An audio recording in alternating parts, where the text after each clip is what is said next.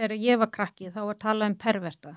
Já, Þú veist, og þessi væri perri og einhver kall sem var að vinna í sundlauginni væri perri já. og þú veist, eitthvað. En það var aldrei tekið alvarlega. Nei, það er alltaf mjög stutt síðan við náðum einhverjum þroska í því máli. Já, finnst þér við höfum náði í að, þú veist, Já, ég meina, við erum alltaf ótrúlega langt komið með það hvernig var. Ég meina, við viðurkennum að þetta sé til. já, Við viðurkennum það að kynferðisofbeldi er hluti af sögu okkar og menningu og við trúum orðið fólki og reynsla heim þess. já, Ég er ekki að setja þessi fullkomið en við erum alltaf staðheldur fyrir 20 árum og alltaf Já. staðheldur 40 árum. Og það er mjög stutt síðan í Íslandssöguna þessir atburðir hefði verið sagðir meira og minna lygi, skilurðu? já, já, Já. Þannig að við erum alls ekki á sama stað. nei.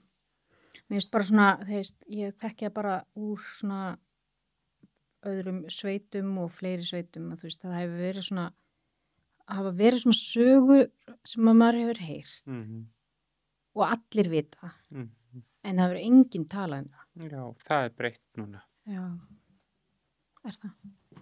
Í svona gömlu sveitum, ég veit. Nei, ég meina það. Já, ég meina það er allan heilmikið uppgjör búið að eiga sér stað í íslensku samfélagi við þennan veruleika. En það er ekki sama hvað kynslóð er. Nei. Ég veist að kynslóð foreldrar okkar eigi erfiðara með það og kynslóð af okkur ömmu Já. eigi enn erfiðara með það og ég get ekki tekist á við það. Nei, ég held að það sé alveg rétt. Sagði sinni við mig gömul kona sem var að lýsa baðstofulífinu, veist að það hefði verið margt ófagurt í baðstofunum. Hún var alltaf að tala um grafalvarlega hluti. Já, Ég svo sér til alveg svakalega ofbeldis saga í genunum okkar og kynslóðunum alveg og þetta. sem við höfum ekki hugmyndum. Já, ég held að þetta hafi verið bara miklu meira heldur en að við gerum okkur grein fyrir. Og það er ekkert svo langt síðan að þú veist að fólk var hvað heitir bókin? Fjarri hlýju hjónasængur heitir bókin.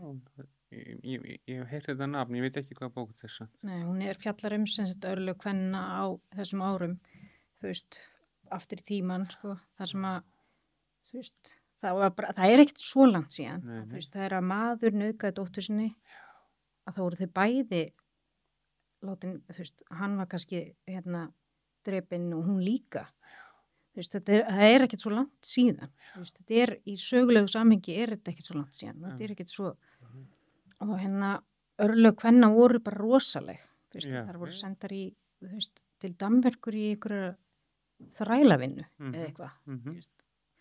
Þannig að, ég held að við séum alveg, já, við erum örgulega komin langt með þetta, það má tala um þetta. Já, það er nú strax mikil mun á því og við viðurkennum þessa reynslu.